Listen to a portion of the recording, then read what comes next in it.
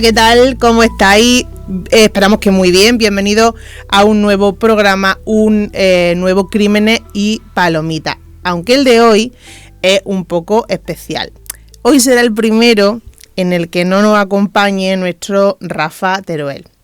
Nuestro compi está dedicado a otros proyectos que lo tienen muy ocupado, pero nos deja un montón de programas increíbles que podáis disfrutar en nuestro canal de YouTube, La Guarida del Lagarto, donde, por cierto, también vais a poder ver algunas de las cositas que Rafa está haciendo. Rafa siempre va a estar aquí con nosotros y siempre va a estar presente.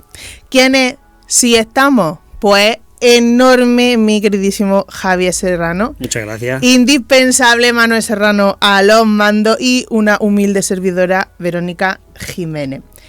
Antes de que se me olvide, si os gusta nuestro contenido, que entiendo que si nos estáis viendo, pues sí, os gustará un poquito, ya sabéis que nos encontráis en YouTube, en La Guarida del Lagarto, en Spotify, en iVoox, en Apple Podcast, como Crímenes y Palomitas.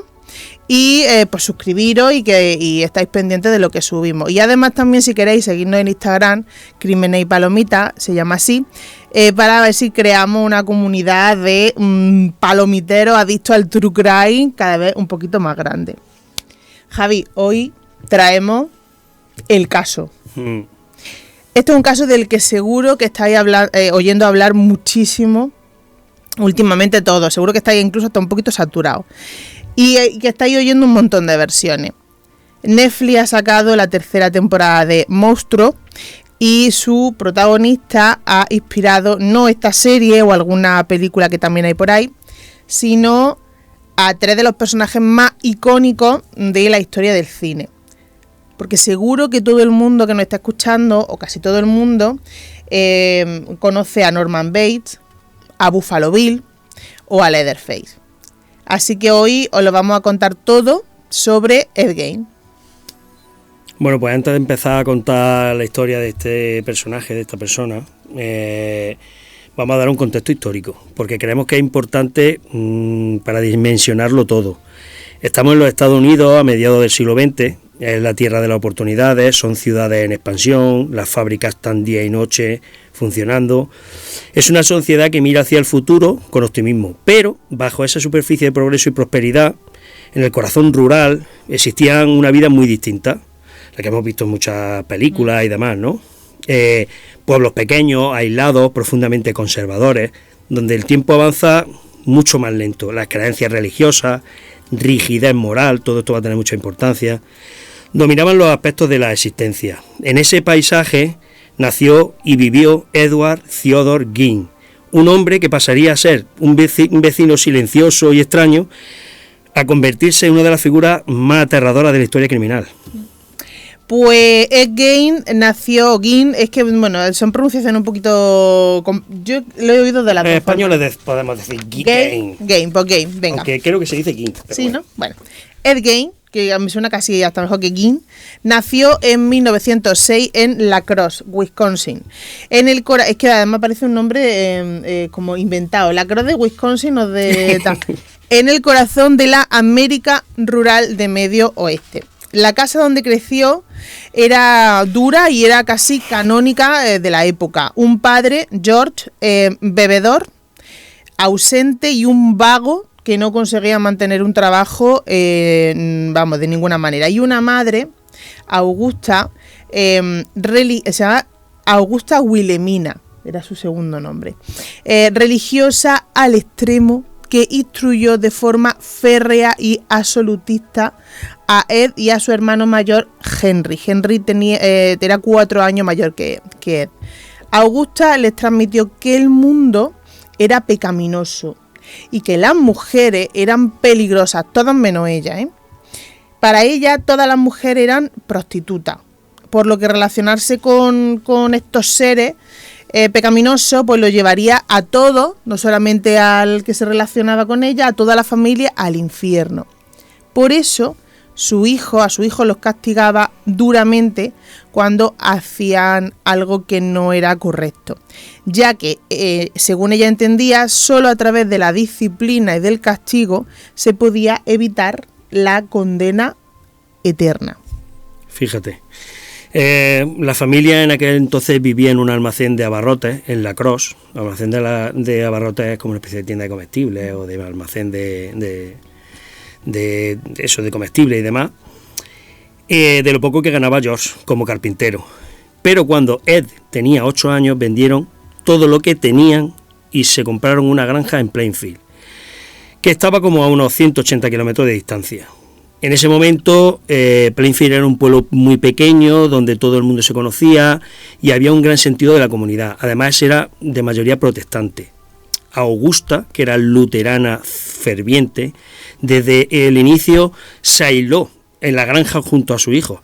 Les prohibió hacer amigos, los días pasaban en el trabajo de la granja, larguísimos sermones sobre la perdición, y claro, el pequeño Ed pagó el precio por esto. En la escuela los compañeros lo señalaban como raro, tartamudeaba, era muy tímido, tenía un tic a la forma de sonreír y estaba fuera de lugar, nunca encajó.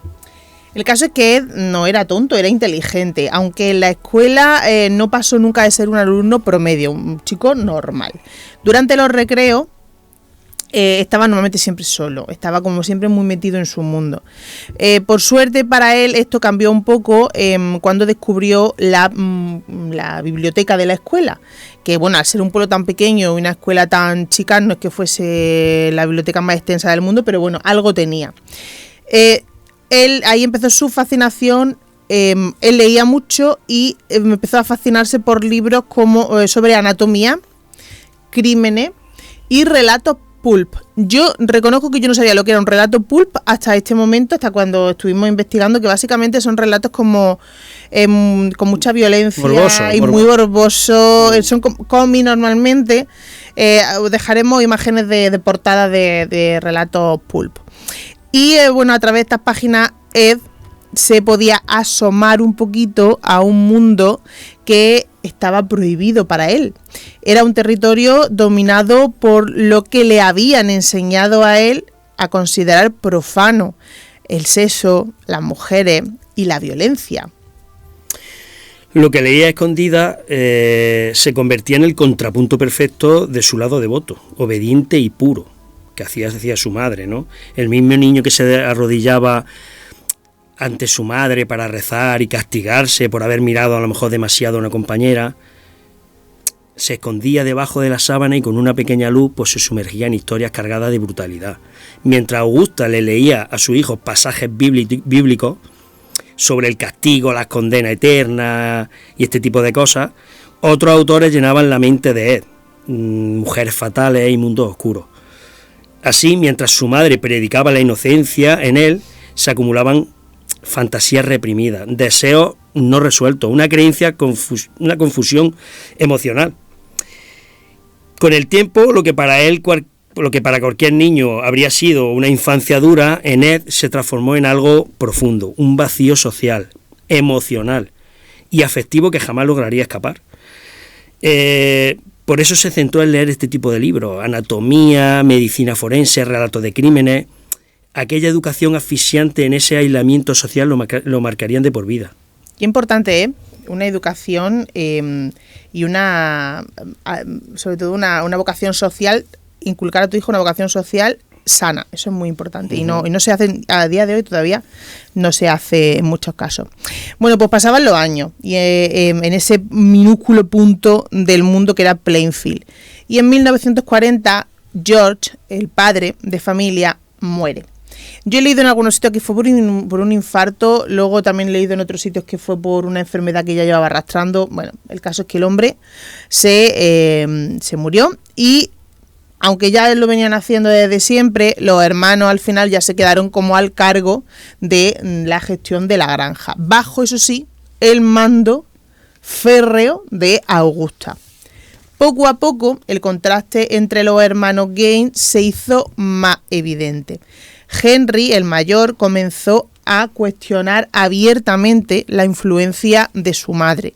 Le molestaba ese fanatismo religioso y ese control absoluto que pretendía ejercer sobre su hijo. En más de una ocasión, Henry expresó su preocupación por la dependencia emocional que Ed, su hermano, demostraba hacia Augusta. Pero Ed, en cambio, seguía siendo completamente devoto hacia su madre. Absorbía cada palabra que la madre le decía, como si fuese el último mandamiento divino. Para él, Augusta no era solo una guía espiritual, era la única fuente de la verdad que existía. Dicen que lloraba cuando Augusta lo reprimía, y no era por miedo al castigo, sino por el temor de perder su aprobación.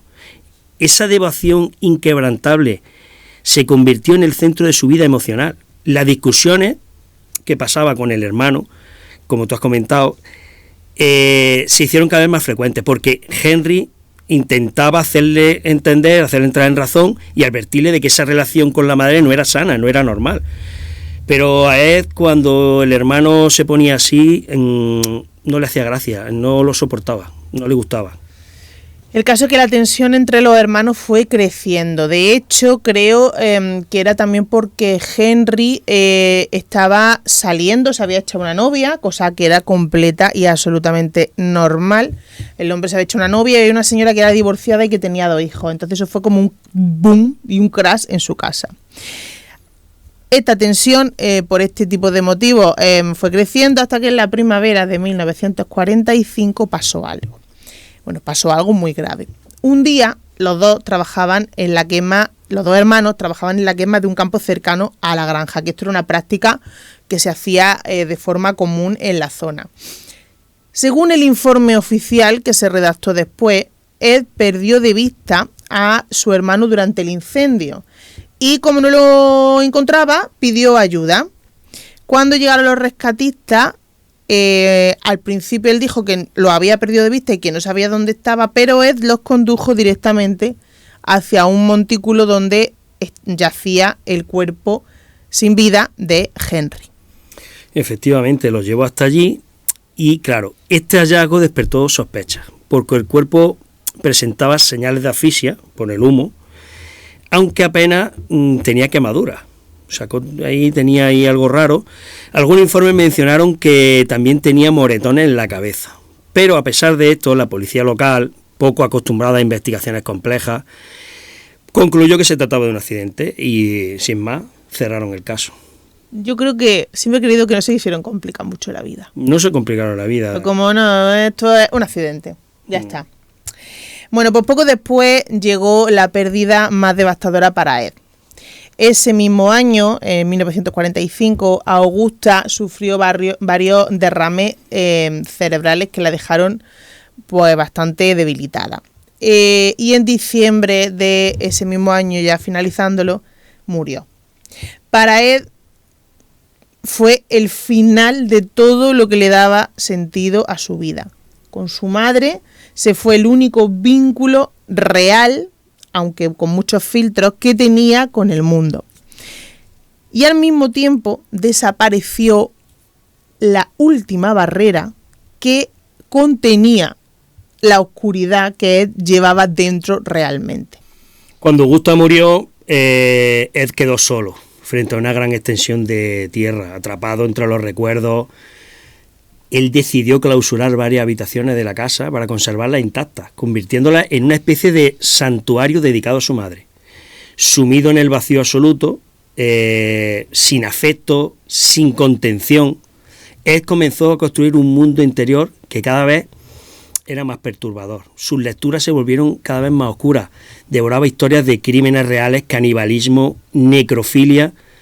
También acumulaba manuales médicos de la anatomía femenina. Poco a poco el duelo con la muerte de Augusta se transformó en algo enfermizo, una necesidad de revivir su presencia a través de otros cuerpos. Durante 12 años, Ed Gein logró ocultar su verdadero rostro.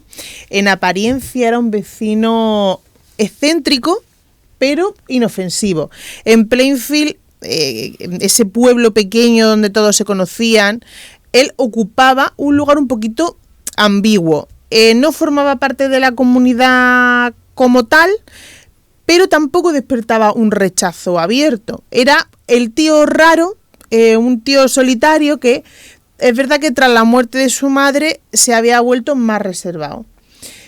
Ganaba dinero, aparte de con la granja, también hacía trabajos esporádicos, hacía reparaciones, tarea agrícola en otra granja, cortaba el césped de vecinos o incluso llegó a cuidar niños. Muchos lo describían como un señor servicial y amable, aunque había algo inquietante en él. Decían su mirada, que tenía una mirada inquietante. Su colección de libros y de revistas, un poquito macabra, se consideraba, bueno, pues una excentricidad más. Es cierto que algunos vecinos empezaron a sentirse más incómodos cuando vieron que decoraba el exterior de su casa con calavera. Bueno, eso es un poco normal también. Sí, yo no lo tengo yo decorado. ¿En Halloween? En Halloween sí, pero igual ahora no sé. El caso es que él lo explicaba, él decía que eran regalos de un conocido que había combatido en Europa. Y la gente, bueno, pues decía, bueno, pues entonces ya está bien, pon más calaveras. La verdad es que hay que tener el contexto también histórico de la época que es, bueno, había mucha gente que venía de la guerra y demás, ¿no? Pero claro, raro, es bastante raro. Era un poco raro. Sí. Pero claro, nadie se imaginaba la verdad de lo que estaba escondiendo en la casa. Hasta la fecha del 16 de noviembre de 1957, donde todo explotó. Bernice Warden, la dueña de la ferretería local, que era una mujer muy respetada en Plainfield, atendía su negocio esa mañana sola. Su hijo, Frank Walden, que era el ayudante del alguacil de condado, aquel día, uno de los clientes que pasó por la tienda era Ed Gein, un visitante habitual que solía comprar allí herramientas, materiales. Horas después, cuando Frank regresó a la ferretería, encontró el local vacío. Su madre había desaparecido, pero en el suelo había rastros de sangre. Y sobre el mostrador había una factura de venta de anticongelante a nombre de Ed Gein. Claro, para Frank aquello no era una simple desaparición. Todo apuntaba al solitario vecino de la granja. La policía, junto con él, con Frank, se dirigieron en esa misma noche al terreno donde muchos consideraban que era una casa maldita. Lo que hallaron allí superó con cualquier expectativa y marcó a esos testigos para siempre. ¿Qué momento? La casa de Ed Gein era primero la viva imagen del síndrome de Diógenes, que eso, quien no sepa lo que es, un trastorno caracterizado por la acumulación extrema de basura y de objetos y también implica un aislamiento de la sociedad. Uh-huh. En lugar de un hogar, aquello era un laberinto de basura, suciedad y descomposición. Pero es que además en el caso de entre los desperdicios y entre los objetos había algo mucho más turbio. En un cobertizo, colgando boca abajo con los tobillos atados, estaba el cuerpo de Bernice Warden, la dueña de la ferretería. Aquí tengo puesto una frase un poquito, voy a suavizarlo. Estaba eviscerada, o sea, estaba abierta. Como se hace con las piezas de caza. Efectivamente, y le habían extraído todos los órganos y abierto el torso en canales, que tampoco hay una forma muy bonita de decir esto. Los agentes, pues imagínate unos agentes además que no estaban curtidos en este tipo de situaciones, estaban completa y absolutamente paralizados por el horror. Así que encendieron su linterna y empezaron a registrar la casa. Ellos temían encontrar más víctimas. Pero lo que encontraron, lo que descubrieron, desafió toda comprensión humana. En las habitaciones hallaron, y esto no se puede suavizar, no, cuencos hechos con cráneos humanos, sillas y pantallas de lámparas tapizadas con piel, máscaras confeccionadas con rostros desollados, una caja llena de narices, un cinturón hecho con pezones, labios colgados de un cordel y una capa cosida con el torso de una mujer. En una bolsa de papel guardaba la cabeza de otra de las víctimas, Mary Hogan, que era una mujer que regentaba una taberna en el pueblo que desapareció en 1954. La policía, acostumbrada a robos, muertes rurales, jamás habían visto algo parecido. La granja de King era más que una vivienda, era un museo de la muerte, una construcción hecha de cadáveres y fetiches macabros. Reconozco que quería que esta parte la leyeses tú, porque yo no me veía capaz de decir esa ristra de cosas que se encontraron en esa casa. Evidentemente Ed fue detenido ese mismo día y trasladado a la comisaría del condado de Wausau. Allí comenzó una de las fases más desconcertantes de toda la investigación, que son los interrogatorios, desconcertantes por lo que ese hombre empezó a contar. El caso es que los agentes esperaban encontrarse con un asesino frío, desafiante, incluso hasta violento, por todo lo que habían encontrado en esa casa. Pero los agentes lo que se encontraron fue algo bastante distinto. Frente a ellos había un hombre de voz suave, modales tímidos y una mirada casi infantil. Respondía con frases cortas, sonreía de manera nerviosa y parecía no entender del todo la gravedad de los actos de los que se estaban investigando. En el interrogatorio, cuando le preguntaron por Bernice Worden, al principio él negó haber estado allí, pero claro, sin embargo la factura del anticongelante hallada en la ferretería lo incriminaba directamente. Poco a poco en el interrogatorio Ed empezó a hablar, pero no lo hacía ni con culpa ni con rabia, sino con una serenidad inquietante, como el que describe una tarea cotidiana. No se ponía nervioso. Confesó que había matado a Bernice con un disparo con su rifle de calibre 22 y luego que había llevado el cuerpo al su cobertizo. También admitió el otro crimen, el de Mary Hogan, la tabernera desaparecida 3 años antes. Él contó que solía frecuentar la cantina donde trabajaba y además de hecho la regentaba ella, Mary. En la noche del 8 de diciembre del 54, cuando él ya estaba cerrada la taberna, él entró y pidió un café, y como era un cliente habitual y Mary no desconfiaba de él, pues se lo puso, le puso el café. Entonces Ed le disparó y se llevó el cuerpo a la camioneta. En Plainfield la desaparición de Mary Hogan sí fue un misterio durante un tiempo, porque además se sospechaba que había pasado algo, entre otras cosas porque había manchas de sangre y un casquillo en el suelo de la taberna. Pero se le achacó a otro tipo de motivo y nadie imaginó nunca que el responsable fue ese vecino un poco extraño, pero que todo el mundo conocía por lo menos de vista.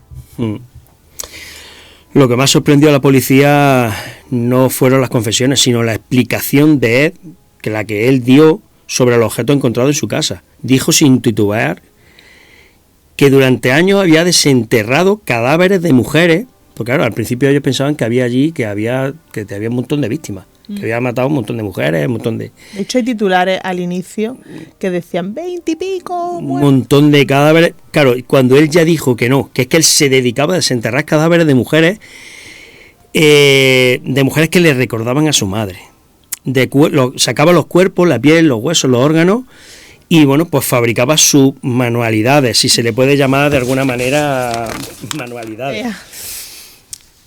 Según explicó, la muerte de Augusta le dejó un vacío imposible de llenar, incapaz de relacionarse con mujeres, atormentado por la represión que ella misma le había inculcado. Él empezó a buscar de forma enfermiza traerla de vuelta en su mente, así como comenzó a frecuentar los cementerios de Plainfield y los alrededores.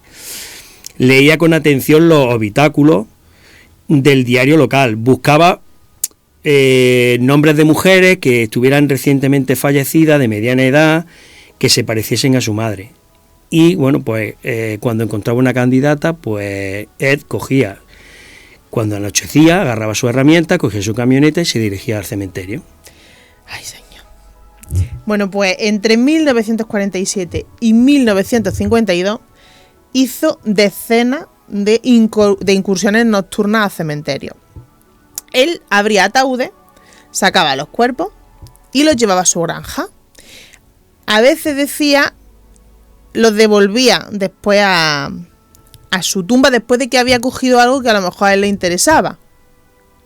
No sé si me estoy explicando. Sí, muchas veces dicen, o se cree que muchas veces, o él dijo que devolvía los huesos. Sí, o sea, él se quedaba con lo que le interesaba, que normalmente solía ser la piel. Y bueno, y se quedaba con esas partes, se quedaba con parte específica. Y lo hacía con total calma, o sea, él estaba convencido de que eso no le iba a traer consecuencias, que nadie iba a sospechar de él. En su casa, la frontera entre ritual y artesanía se borró por completo. No se trataba solo de acumular restos humanos. Ed intentaba recrear la presencia femenina que había perdido, confeccionando un traje de mujer hecho con piel humana. Según dijo, ponerse ese traje le hacía sentirse como su madre. Las autoridades descubrieron después que incluso había practicado taxidermia. Para quien no sepa lo que es la taxidermia, pues básicamente es disecar animales. Que parezcan vivos. Exactamente. Aplicando técnicas que aprendía de manuales y de revistas.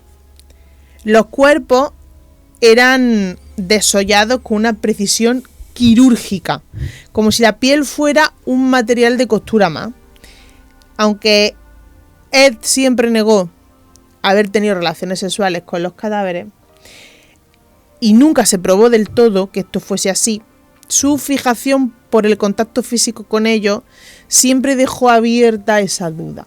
Aunque él siempre dijo que él no había tenido relaciones sexuales con los cadáveres porque el olor no le gustaba. Para los vecinos, las tumbas profanadas eran simples actos de vandalismo, una cosa de adolescentes. Nadie imaginaba que este tipo callado, que iba al almacén del pueblo con un paso lento, era quien estaba detrás de este tipo de sucesos, ¿no? Su granja se había convertido en un laboratorio del horror, un museo personal de recuerdos y trofeos humanos, donde Ed intentaba llenar el hueco emocional que la muerte de Augusta le había dejado. Durante los interrogatorios, los agentes notaron algo desconcertante. Ed no mostraba malicia, no parecía disfrutar con el dolor ajeno, ni sentía un odio o culpa, tampoco. Hablaba todo con una calma casi inocente, como si no entendiese totalmente la gravedad de los actos que había cometido. Los especialistas concluyeron que solo era un hombre incapaz de procesar la pérdida y el aislamiento, y que había terminado buscando respuestas en los rincones más oscuros de su mente. Tras las confesiones, Ed Gein se convirtió en noticia mundial. Sus crímenes se contaban con todo lujo de detalle, mezclando morbo y horror. Aunque hay que decir que se contaban con todo lujo de detalle y además se le añadían más detalles y se añadían más cosas que en realidad no llegaron a pasar nunca. Pero bueno, esto es una cosa que hemos visto mil veces con la prensa y con este tipo de sucesos. El pequeño pueblo de Plainfield pasó de ser un puntito perdido en el mapa que nadie sabía dónde estaba a sinónimo de pesadilla y del horror más espeluznante.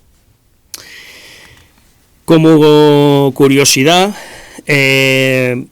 hemos conseguido encontrar unos titulares de noticias de periódicos españoles de la época, donde se define a Gein como vampiro, caníbal, monstruo. Bueno, es muy curioso ver estos titulares, el baile de números de cadáveres que se le atribuyen, que si 17, que si 3, que si 4, que si 200, incluso, víctimas. Porque, claro, eran los titulares que venían a la prensa española desde Estados Unidos, ¿no? Que esto no pasó solamente en la prensa española. En Estados Unidos el caso se consumió hasta el deleite. Noticias sensacionalistas, ilustraciones morbosas, especulaciones psicológicas. Claro, mezclaban el diagnóstico clínico con el show. Quiero destacar que también hemos encontrado, como curiosidad, una portada del Chicago Daily Tribune de la época de 1957, en el que se ve el caso, el artículo de Ed Gein, y en la misma portada, abajo hay un pequeño artículo chico que relata cómo unos niños Boy Scouts van a Londres a cantarle a la reina de Inglaterra. Bueno, pues en esa pequeña portada de ese artículo de los niños Boy Scouts que van a Inglaterra, hay un pequeño John Edward Robinson, que sale en portada rubito, muy bonito, muy guapo el niño. Bueno, pues, para que la gente lo sepa, ese niño Boy Scout de mayor se convirtió en el primer asesino en serie de Internet. Heavy, ¿eh? Que ejecutó sus crímenes desde 1984 hasta el año 2000. Se convirtió en un asesino en serie. Aquí la curiosidad, o sea, no tiene relación. No tiene relación, pero teníamos que decirlo. Está en la misma portada. Teníamos que decirlo porque eso fue una cosa así. Yo tengo que atribuirle todo el mérito de encontrar ese tipo de titulares y la prensa española y este titular a Javi, que de pronto me los pasó y fue mira lo que he encontrado. Y era como curiosidad. Vamos. Madre mía. Y además muy curioso ver cómo se trataba la noticia en esa época en la prensa española, que era como algo que había pasado en el espacio casi, era como, porque si ahora Estados Unidos está lejos, imaginaros en 1957 en lo lejos. Y la forma de expresarse al escribir granjero de Wisconsin, la casa del horror, vampiro, era un vampiro, el granjero caníbal. El granjero caníbal, sí. Totalmente. Bueno, pues pasamos un poquito al ámbito legal. De este caso era un rompecabezas. Ed había admitido 2 asesinatos, pero los psiquiatras coincidieron en que sufría graves trastornos mentales, entre ellos esquizofrenia y psicosis. Estamos hablando de análisis clínicos de 1950 y pico. Eso hay que poner en contexto todo esto. El caso es que en 1958 fue declarado no apto para ser juzgado y fue enviado al Hospital Central Estatal para Criminales Dementes. He puesto la traducción porque el nombre en inglés era como súper largo, pero lo de los criminales dementes me ha llamado mucho la atención. En Wisconsin estaba allí. Y allí pasó años bajo estricta vigilancia. En 1968, 10 años después, finalmente fue juzgado por el asesinato de Bernice Worden. Lo declararon culpable, pero legalmente demente, o sea, tal cual, insane. En inglés es insane, que la traducción es demente. Y lo enviaron al Instituto de Salud Mental de Mendota, donde permaneció allí hasta su muerte. Desde el lado forense y psiquiátrico, el caso de Ed Gein se volvió casi de manual. Su historia, una mezcla de abuso, aislamiento, obsesiones cada vez más extremas, ayudó a los expertos a entender hasta dónde puede llegar la mente humana cuando se rompe el vínculo de la realidad con los demás. Su impacto fue doble. Por un lado, dejó en evidencia la necesidad de que la policía actúe con rigor, sin transformar el horror en un espectáculo mediático, y por otro lado, mostró lo urgente que es detectar y atender a tiempo los comportamientos que, si se ignoran, pueden terminar en tragedia, que sacuden a nuestra comunidad. Luego, Vero, pasamos a hacer un pequeño perfil psicológico que he rescatado un poco de la mayoría de profesionales. A día de hoy, este es el perfil que se tiene más completo, quizá. De Ed Gein. Vale. Por un lado, padecía esquizofrenia paranoide, porque presentaba delirios, pensamientos distorsionados, dificultad para diferenciar la fantasía de la realidad. Por ejemplo, la creencia de que podía recrear a su madre confeccionando un traje de piel humana, ¿no? Esto es fruto de la esquizofrenia. Luego tenía un trastorno psicótico debido al duelo patológico. Tras la muerte de su madre, él entró en un estado de negación y dependencia enfermiza. Esto desencadenó alucinaciones auditivas, él escuchaba la voz de su madre, y compulsiones macabras. Aquí ya pasamos a unos rasgos de personalidad esquizoide, aislamiento social extremo, dificultad para establecer vínculos afectivos, una pobreza de una vida emocional.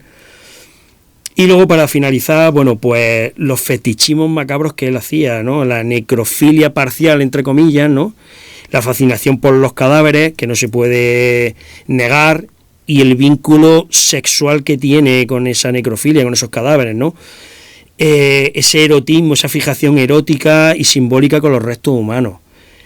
Y luego, como tú has comentado anteriormente, posible síndrome de Diógenes, porque bueno, se ven fotos reales de la casa con no solamente los restos humanos, es que había acumulación de basura. Era una cosa, esa casa, las fotos por lo menos, era una cosa que eso, madre mía de mi vida. Bueno, dicen que cuando fueron a la policía, cuando entró, que, o sea, iban saliendo en fila los policías a vomitar. Es que el olor debería de ser...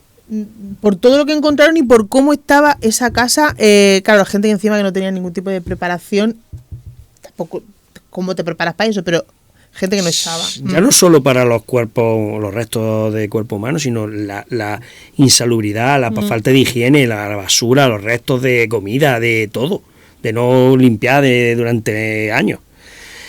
Bueno, los psiquiatras terminaron evaluando y concluyendo que era un trastorno psicótico con elementos esquizofrénicos y parafílicos.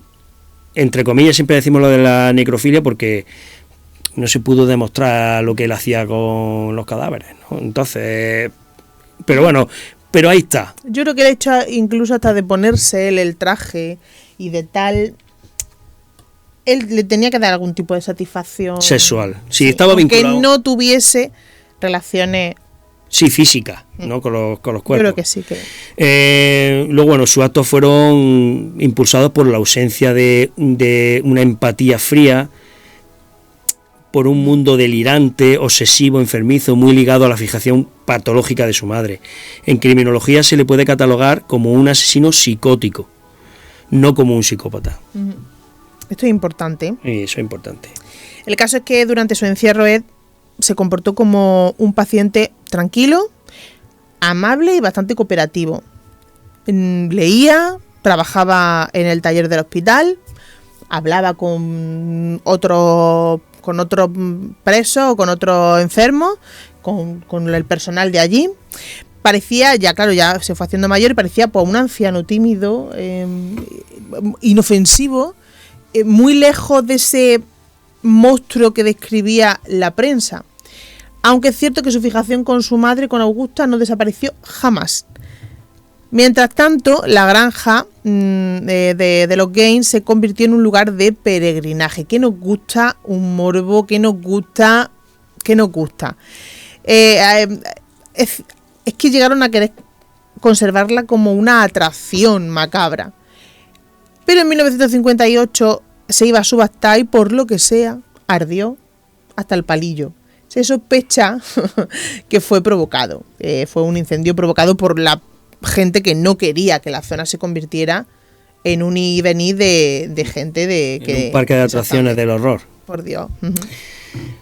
Él permaneció internado hasta su muerte el 26 de julio de 1984. Murió de cáncer a los 77 años y fue enterrado en el cementerio de Plainfield junto a su familia.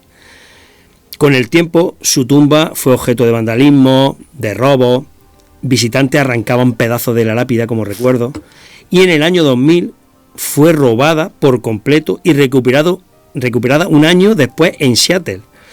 Hoy se encuentra guardada en el Museo del Condado de Guausara, ¿no es? ¿Cómo se dice? Guausara.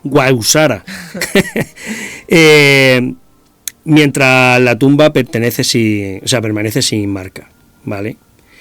Así terminó la vida de Ed Gein, un hombre que pasó casi 40 años tras los muros de un hospital psiquiátrico, pero cuyo mito sigue creciendo. Su historia no murió con él. Mucho antes de su fallecimiento ya se había filtrado a la cultura popular. Lo que se halló en su granja era tan macabro que parecía sacado de una película de terror. Y eso inspiró precisamente a los creadores de varias películas de terror. Robert Bloch vivía a pocos kilómetros de Plainfield y se inspiró en él, en la figura de Gein, para escribir Psicosis en 1959. De ahí nació Norman Bates, ese hombre retraído y dependiente que estaba obsesionado con su madre, que Alfred Hitchcock después llevó al cine en esa película mítica, no mitiquísima. En los 70, Gein volvió a revivir en el personaje de Leatherface, de La Matanza de Texas, con su máscara de piel humana y su casa llena de mobiliario hecho con restos humano. Y años después, el eco volvió en El silencio de los corderos con Buffalo Bill, ese asesino que se hacía traje con la piel de sus víctimas. Desde entonces, Ed Gein ha sido mencionado en canciones, en cómics, en documentales, en series, en videojuegos. Bandas de heavy metal como Slayer o Mudvayne lo han nombrado en sus letras. Y bueno, y de los podcasts de True Crime, que no paramos de rescatarlo una y otra vez. La historia de Ed Gein da miedo justamente porque es que esto puede pasar en cualquier sitio. Es alguien que tú ves como una persona normal, una persona completamente normal, que sí, que es solitaria, que lleva una vida tranquila. No es el típico asesino brillante ni el villano carismático de las películas, sino el típico tío callado del pueblo, el vecino que saluda al pasar, buenos días, buenas tardes, buenas noches.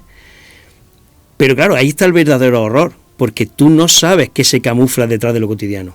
Piénsalo así, un hombre que vive como cualquiera, que hace compras en los mismos sitios que tú, que te arregla la cerca si le paga, que te comenta cómo va el tiempo en la calle y que al mismo tiempo por las noches profana tumbas y guarda restos humanos como si fuesen trofeos. Esa doble vida es lo más perturbador.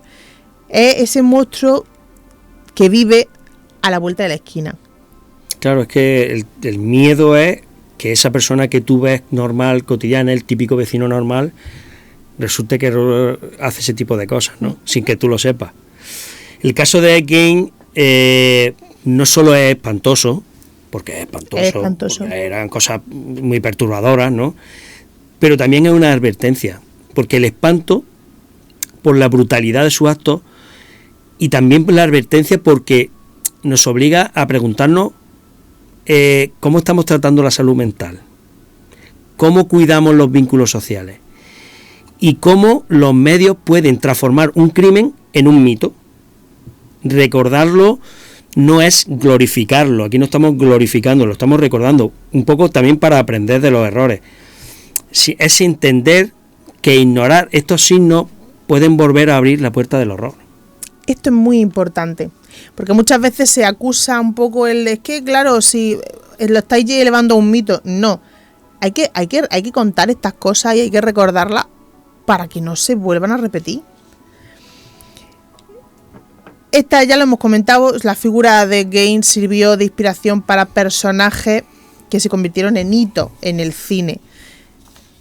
Ha sido llevada a la ficción, además, su vida, o sea, la historia de Ed Gein ha sido llevada a la ficción varias veces, en varias películas, pero nos vamos a centrar en la más actual, porque hace muy pocos días se estrenó la serie de Netflix y, bueno, pues vamos a hablar de ella.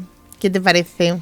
Se llama Monstruo, que a mí tampoco me hace mucha gracia que se llame monstruo, porque a mí esta gente no me gusta llamarles monstruos, parece que está deshumanizándolo. Son humanos malos, malos o enfermos mentales, o como lo quieras llamar, ¿no? Cada uno con su perfil psicológico. Es la historia de Ed Gein, es la tercera temporada de la antología Monster, creada por Ian Brennan y producida por Ryan Murphy, que se estrenó el 3 de octubre de 2025 en Netflix. Esta serie de 8 capítulos cuenta la historia de Ed Gein, abordando desde su infancia aislada, sus relaciones excesivas con la madre, Augusta, la soledad, sus manías cada vez más oscuras y los crímenes que cometió. Y como todo eso contribuyó a moldear el horror en la cultura popular. Pues bueno, la serie, Javi. Hay la serie. Así como datos, vamos a decir que está protagonizada por Charlie Hunnam, que es Ed Gein. Este señor lo hemos visto en Hijo de la Anarquía, en Pacific Rim, en Punta Escarlata. Yo cuando vi que era el protagonista, creo que te lo comenté como 20 veces. Demasiado guapo, ¿no? A mí, y además luego, hacemos un inciso aquí. Vamos a spoilear toda la serie, así que por favor, si no la habéis visto, cortad aquí apuntar el minutillo donde habéis quedado y poneros y la veis, y después os venís y la comentamos juntos porque la vamos a destrozar ahora mismo. Bueno, o sea que, spoiler a tope. Spoiler a tope, aunque se sabe, porque como cuenta una historia real, se sabe cómo va a acabar, pero no queremos ser nosotros los que os contemos un montón de detalles. Pero bueno, a mí Charlie Hunnam, cuando yo lo vi y dijeron, esta va a ser la persona que va a hacer de Ed Gein, y yo veía a Ed Gein, las fotos de Ed Gein, y veía las fotos de Charlie Hunnam, yo decía, pues no sé cómo lo vais a hacer. No lo entiendo. El caso es que él ha tenido un compromiso con el personaje muy grande, ha perdido un montón de peso, 14 o 15 kilos, y ha trabajado muchísimo en momento postura, la voz, que de la voz tengo mucho que decir, porque yo he oído la voz original de Ed Gein y no es la voz que pone Charlie Hunnam. Yo me he visto la serie en versión original para ver precisamente este detalle, y a mí la voz que hace Charlie Hunnam de Ed Gein a mí no es la de Ed Gein, o no se parece. Bueno, luego también tenemos a Laurie Metcalf, que como Augusta Wilhelmina Gein, la madre dominante de Ed. Esta actriz la habéis visto en Lady Bird, y sobre todo yo por lo menos la conozco más porque es la madre de Sheldon Cooper en The Big Bang Theory. Esa actriz, papelón de su vida. Papelón es una maravilla, da miedo. Papelón. Me da más miedo la madre que Ekin. Tal cual, o sea, papelón de su vida esa persona. Este papel estaba para ella. Totalmente. Sí. Lo hace de una manera genial. Sí. Me da coraje hasta que se muera la mujer y no salga más. Porque, aunque no para de salir, porque como Ed no para de imaginar. Sí, su imaginación la vuelve a ver. Laurie, hija mía. Genial. Vamos, ha servido muchísimo en esta serie. Luego sale una chica, Susana Son, que en la serie tiene un papel como muy protagonista y muy presente, que es Adeline Watkins, que se supone que hace como de novia de Ed, que ahora después explicaremos. Esta chica lo hace muy bien. Adeline Watkins existió, o sea, fue un personaje real, aunque no tiene absolutamente nada físicamente. No se parecía, y tampoco tuvo la participación en la vida de Gein como nos lo ponen en la serie. No. Para nada. En absoluto, pero vamos, de todas formas se parecen como un huevo una castaña, porque Adeline, o sea, Susana Son es una chica guapísima, rubia, además muy bien inmersa en la época, de vestir, de peinado, de tal, pero no tiene nada que ver con la Adeline Watkins. Vamos, pondremos fotos y ya lo veréis, que no tiene nada que ver. A esta chica la podéis ver en The Idol, en Fear Street Prom Queen. Tampoco es una actriz muy ultra conocida, por lo menos yo no la he visto en muchos sitios. Y bueno, también podemos ver a Tom Hollander, que si soy de Pirata del Caribe, sale en Pirata del Caribe, hace de Alfred Hitchcock aquí, súper bien, muy bien caracterizado, muy bien. Y también, para las que les guste, como a mí, Orgullo y Prejuicio de 2005, sale en esa, es el primo pesado. Yo creo que con eso el todo el mundo... cansino. El cansinaco. Y luego pues salen mucha más gente, pues sale Vicky Krieps como Ilse Koch, que es un personaje real, pero que aquí lo han vinculado un poco así, pero bueno, ahora hablamos de eso. Y bueno, pues también tenemos a Joe Polari como Anthony Perkins, así como... y Charlie Hall como Frank Warden, por cierto. Bueno, pues tiene un elenco de personas, de actores que no están bien, están muy bien, aunque yo destaco muchísimo a Laurie Metcalf. Pues si te parece, vamos a hacer un pequeño análisis técnico, ¿no?, de la producción, para poder centrarnos un poco en nuestra opinión subjetiva, que es la que más me gusta. Sí. El análisis estético y técnico.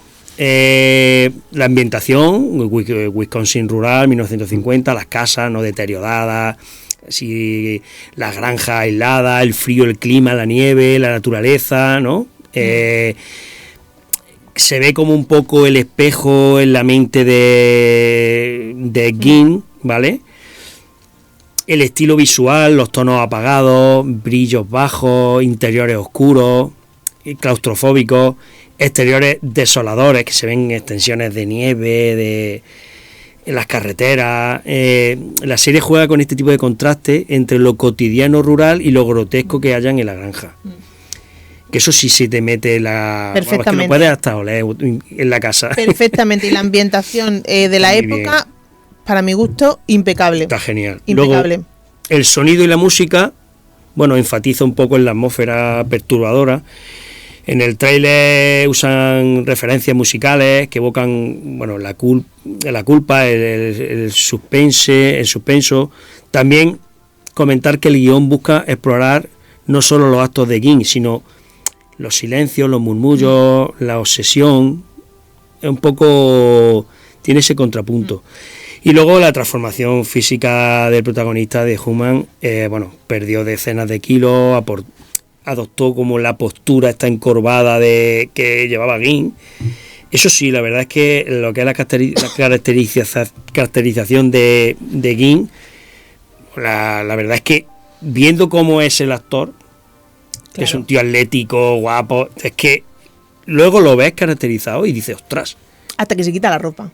Claro, luego es que luego se quita la ropa y... Es que luego se quita la ropa y cariño... no es el cuerpo de un agricultor de Wisconsin. Pues no, de 50 años. No lo es, no lo es. Es el cuerpo del señor de Hijo de la Anarquía habiendo pasado una mala resaca donde ha perdido 4 o 5 kilos. Así te lo digo, vamos. Y además es una cosa que...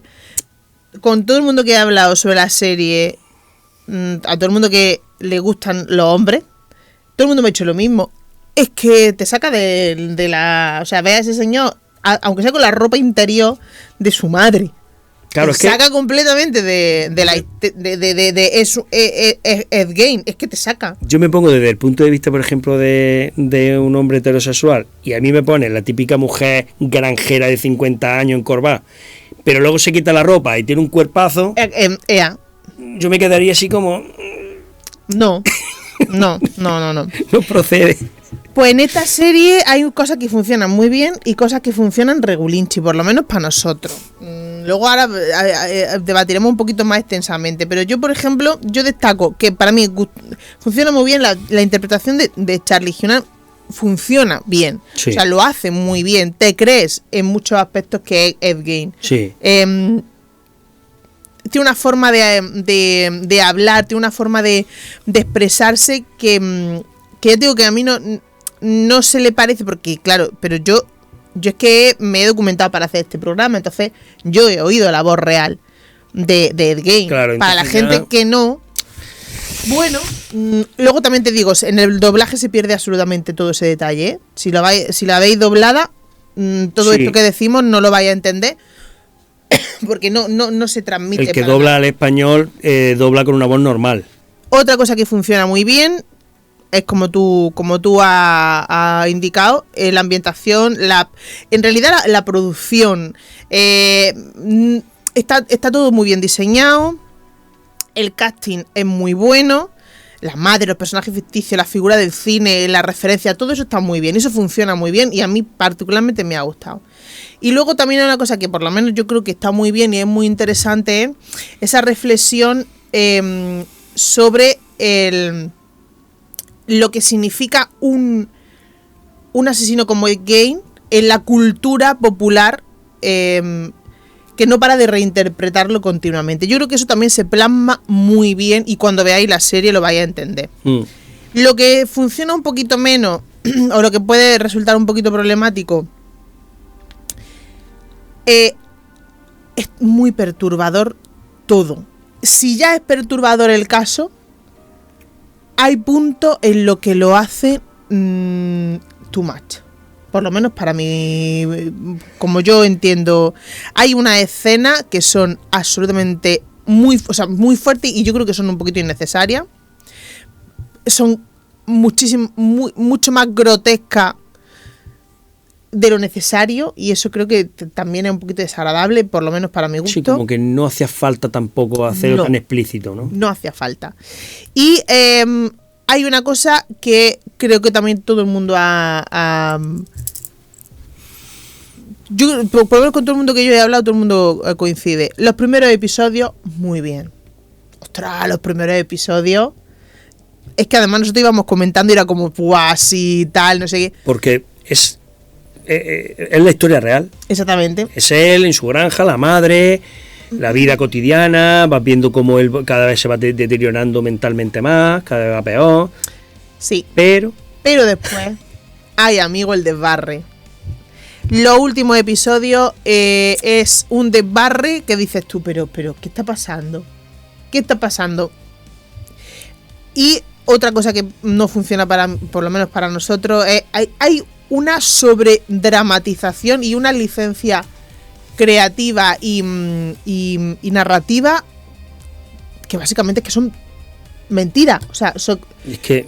A ver, entendemos perfectamente que en una serie de ficción o en una película de ficción tiene que haber licencias creativas, pues no te van a contar las cosas. Porque te tiene que entretener. Es que porque claro, si no es un documental. Claro, te tiene que contar una historia basada o inspirada en hechos reales, pero que a la misma vez es que si no, al final todos hemos visto un documentales de X, las que gente que nos gusta el tema de los crímenes de True Crime.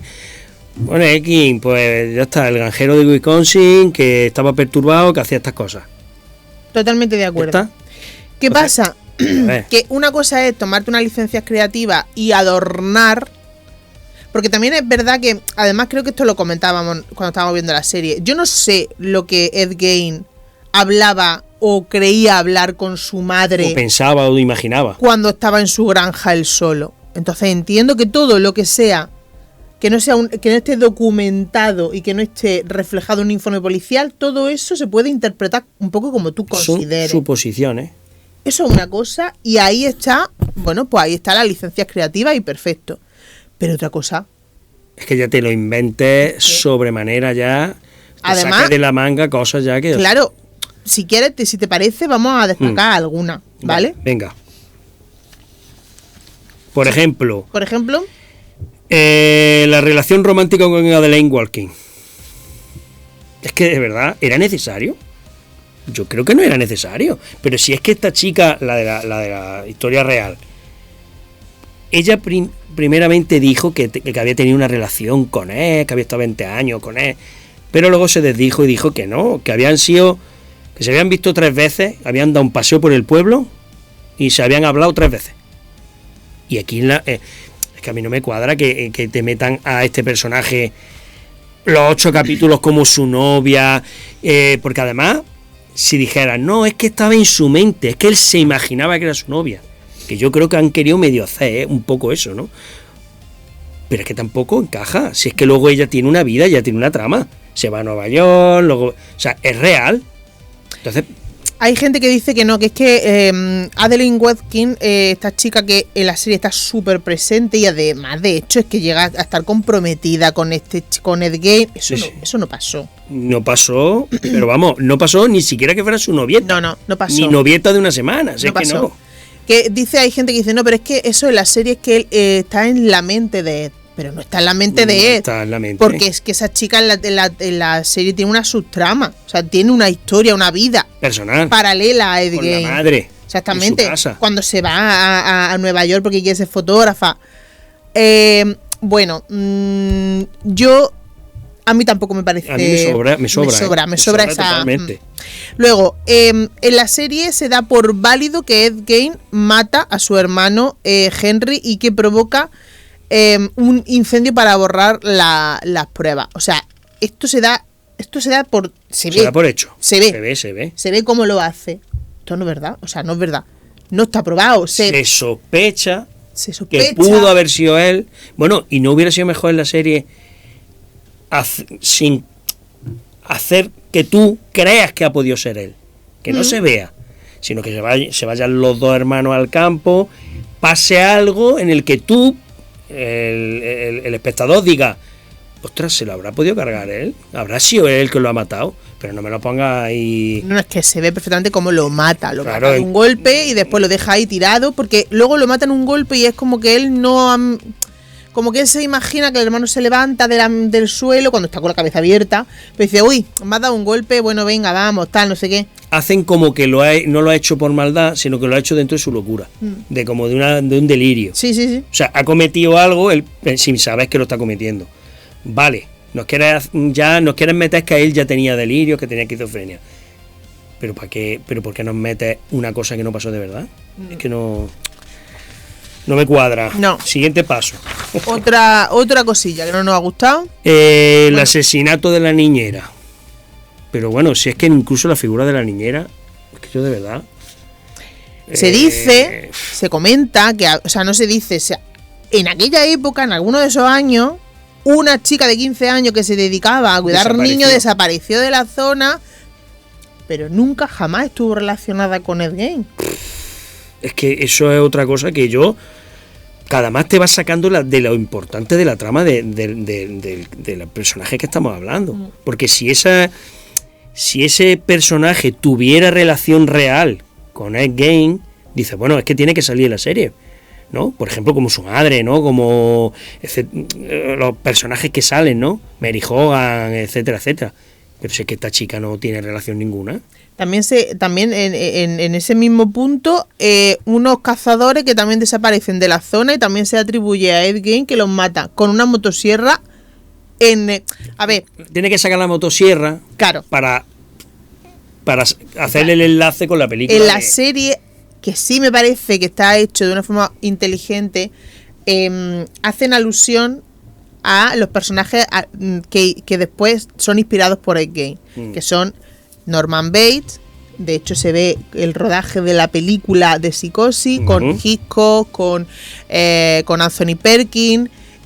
Esa parte me parece una parte muy inteligente, me parece muy bien, porque me parece que lo hacen de una manera bastante orgánica. O sea, como este señor inspiró, esto es algo innegable, inspiró varios personajes importantes del cine mundial y lo vamos a sacar en la serie, perfecto. Pero luego llega el momento grotesco con la niñera. ¿Qué pasa con la niñera? Que es que hace una escena que pasa en La Matanza de Texas. Me sobra. Es que esas son las cosas que me sobran. Por ejemplo, que volviendo un poquito para atrás, la supuesta novia. Sí. Cuando la mete en la bañera con el hielo. Es que no. Para que parezca un cadáver, supuestamente porque es necrófilo. Es que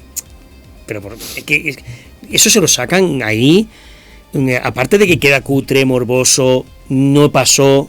¿Para qué saca esas cosas? Que no me refiero con el desbarre. Sí.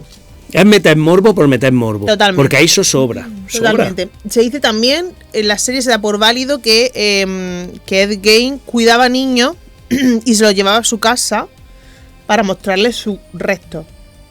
Tampoco. Los restos, o sea, los cuencos hechos de sus manualidades. Sus manualidades son mentira absoluta y completamente mentira. Nadie sabía lo que había en la casa de Gein, porque nadie entraba a la casa de Gein. Nadie, absolutamente. Tuvo 12 años solo y 12 años que no entraba nadie. Pero es que no entraba nadie en la casa de Gein antes de haber muerto la madre. Claro, estaban aislados. La madre se había preocupado de que tanto ella como su hijo estuviesen completamente aislados. Él llevaba 50 años solo allí. Y sin embargo en la serie, la casa, pues entra todo el mundo que, o sea, él lleva a la novia, lleva a los niños, le enseña. Entra más gente que en mi casa. Entonces es que no tiene ningún sentido. Porque, a ver, Ed Gein es cierto que con sus trastornos mentales, bueno, pues a lo mejor no era consciente de todo lo macabro, pero tonto no era tampoco, te quiero decir. No le iba a enseñar a nadie el cinturón hecho de pezones. No voy a invitar a mi novieta que acabo de conocer en el pueblo a enseñarle todas las cosas que hago aquí. O a unos niños pequeños. Que van a entrar aquí a mi casa, le voy a enseñar, le voy a hacer demostraciones con restos humanos porque me parece eso, mira, de verdad, eso, la serie en ese momento es un circo absolutamente. Es que aquí estamos un poco... Bueno, vamos a seguir. Sí, seguimos. Siguiente paso. La inclusión de Ted Bundy, la colaboración con el FBI con asesinos reales posteriores. Tampoco. No es real. Nos meten un momento Mindhunter, ¿qué dices tú? Sí, no, te meten aquí el momento Mindhunter porque le da la gana aquí al creador, pero bueno, de verdad.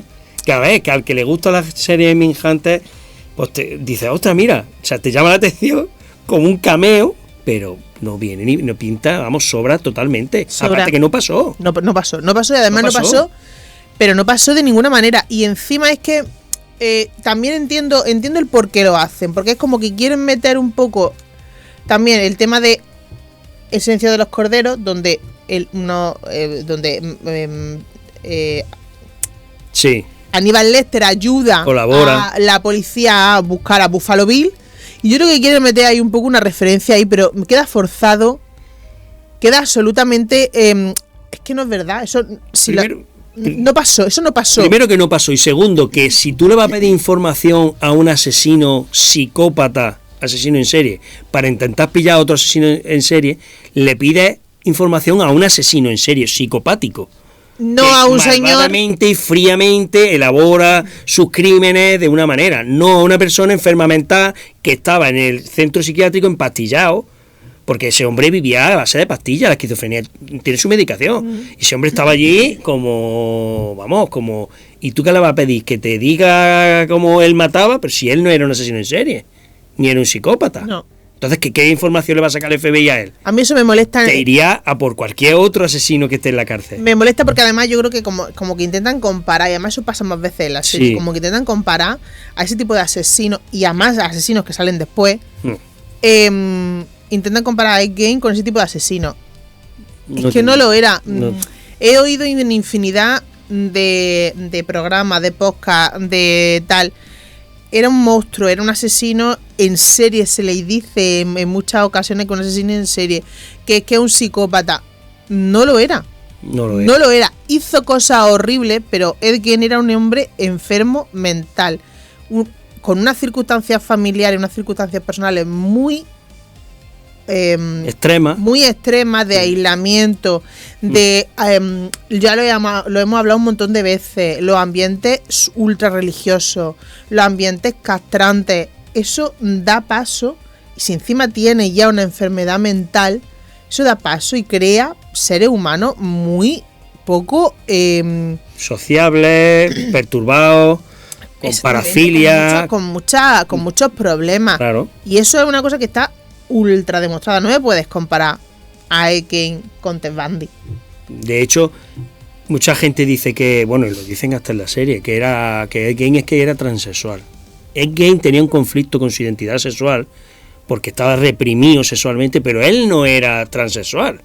No, Que eso no. en la serie sí que es verdad que lo dicen, porque la transexual la primera transexual que hubo, que se Christine Jorgensen, ¿no era? Jorgensen se lo dice, le dice: Ed, tú no eres un transexual, tú tienes una serie de problemas Tú eres muchas mentales, cosas, cariño, pero eso no eres un transexual.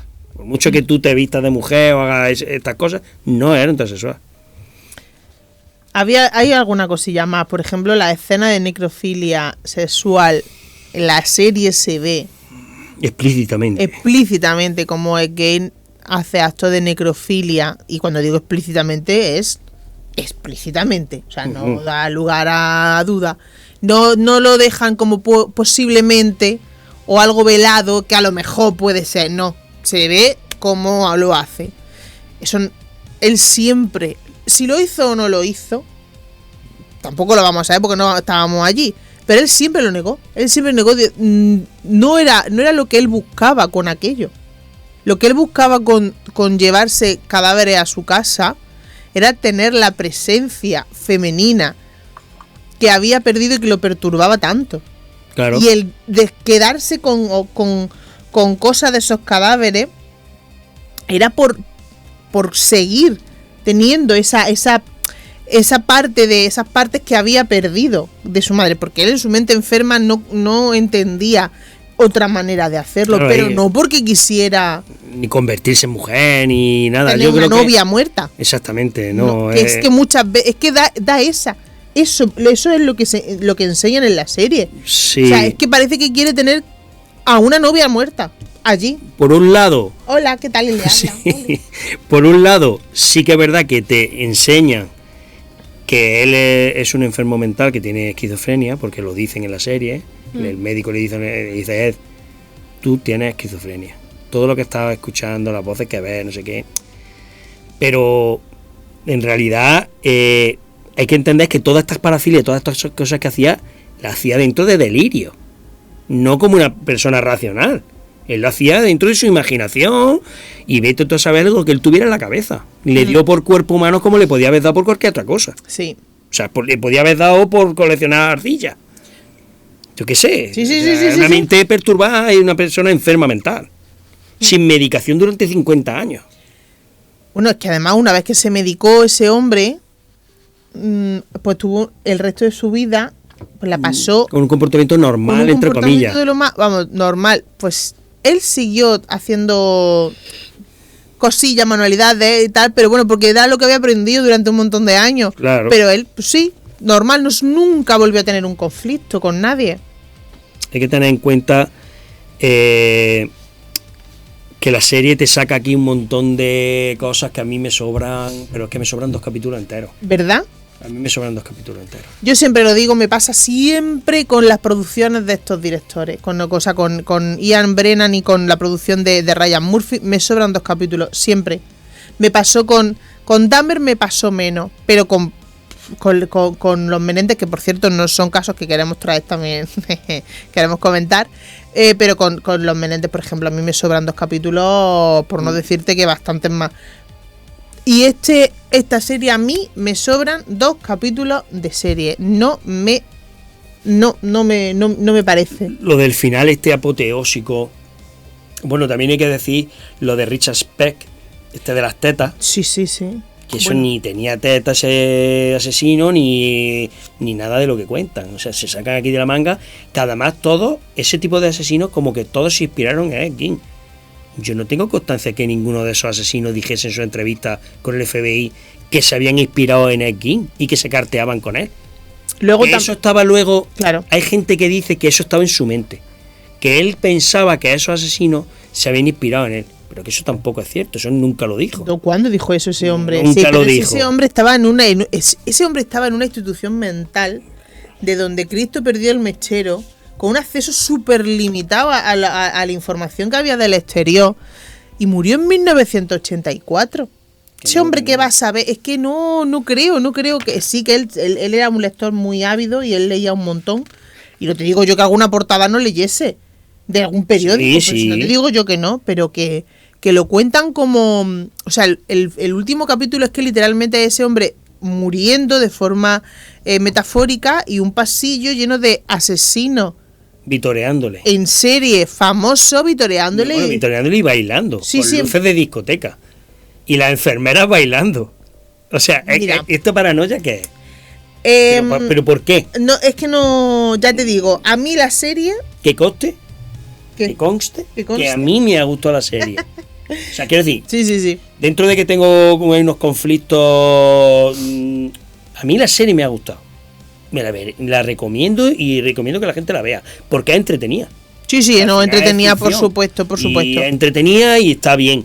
Pero yo sí que le recomendaría a la gente que se lean un poquito la historia real. Que sepan quién era Ed Gein. Que lean un poco sobre él. Y que luego vean la serie sin prejuicio. Sabiendo que se van a inventar cosas. Que van a salir cosas que no te van a gustar. Que es como yo me la he visto. Y aunque esas cosas no me cuadran y no me gustan, pero la serie la he disfrutado. ¿Sabes lo que pasa? Que yo por lo menos yo tengo la maldición.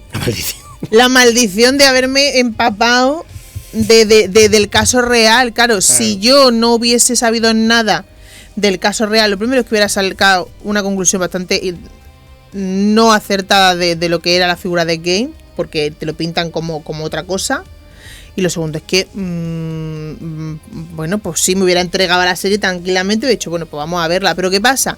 Que yo tenía esto pasa como cuando te gusta alguien y te lo idealizas y de pronto lo conoces realmente, sí. Y dices, pues no, en realidad es un poco imbécil. Sí. Pues pasa lo mismo. O sea, yo estaba tan ilusionada con esta serie, aunque me temía viendo lo que habían hecho estos productores, estos directores en otros casos, que yo decía, por favor que no me hagan lo de los hermanos Menéndez, por favor que no me hagan lo de los... Sí, lo hablamos antes de que se estrenase, porque nos temíamos eso. ¿Y qué pasa? Pues que muchos de mis temores se han hecho realidad.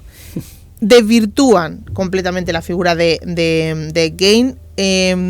Hay gente que ha acusado a la serie de que eleva otra vez a un mito o romantiza la imagen de Gein. Yo no creo que lo romantice. Yo creo que lo da una imagen que no es. O sea, no es que lo romantice, no lo Ni eleva. más ni menos. O sea, no lo no eleva es. a mito. O sea, No. yo no creo que nadie quiera disfrazarse de gay en este Halloween, por ejemplo.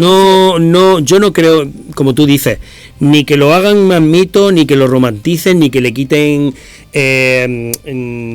daño a todo lo que hizo. Bueno, hizo cosas muy perturbadoras y demás, pero ni tampoco convertirlo en un monstruo asesino en serie, psicópata, malvado, criminal, ni tampoco convertirlo en la hermanita de la caridad.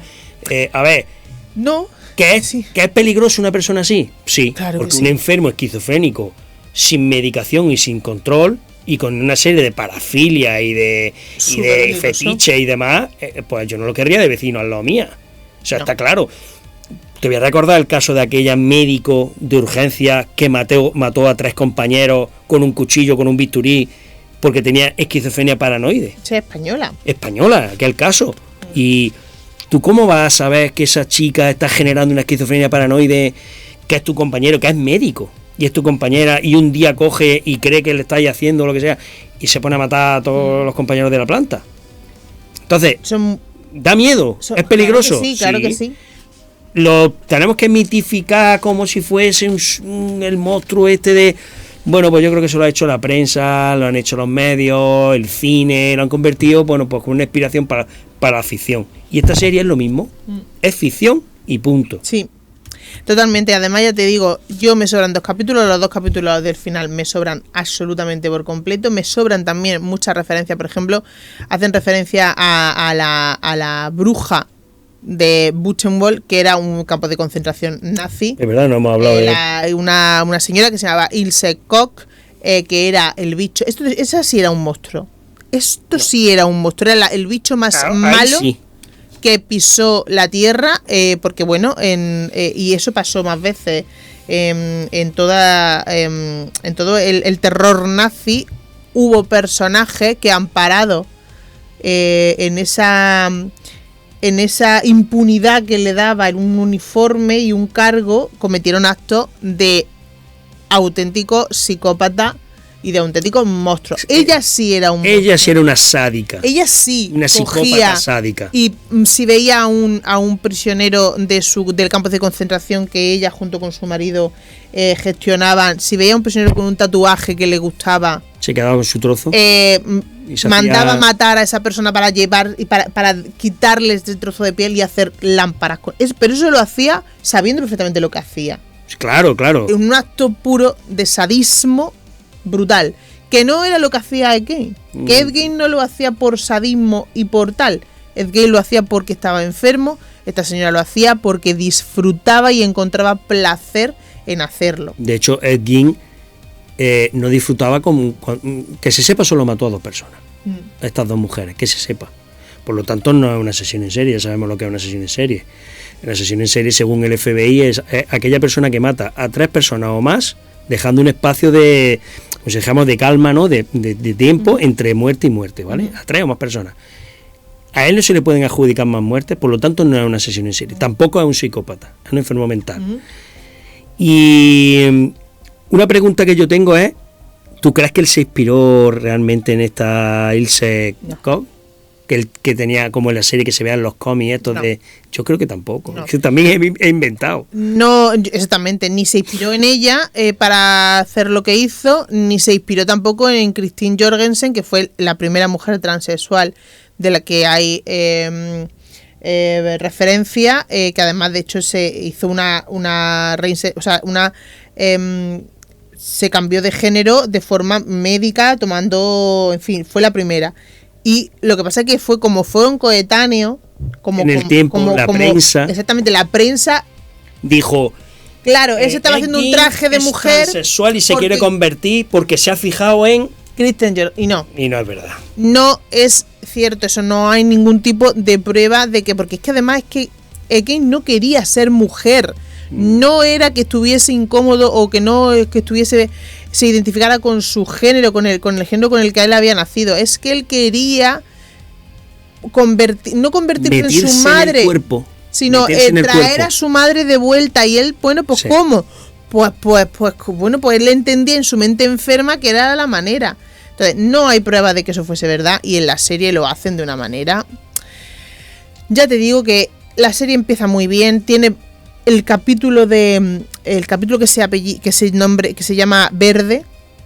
Ese capítulo me parece una pasada, Sí. porque es que además la ambientación ya hemos dicho que es maravillosa, pero es que además la alegoría y el simbolismo que utiliza para muchas cosas me parece que es una pasada, me parece súper bien, hecho de una forma muy inteligente, pero luego entra en un desbarre.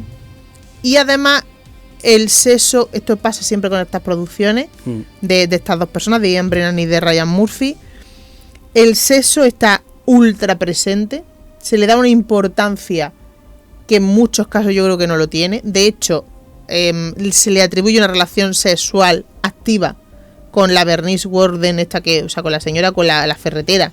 Sí.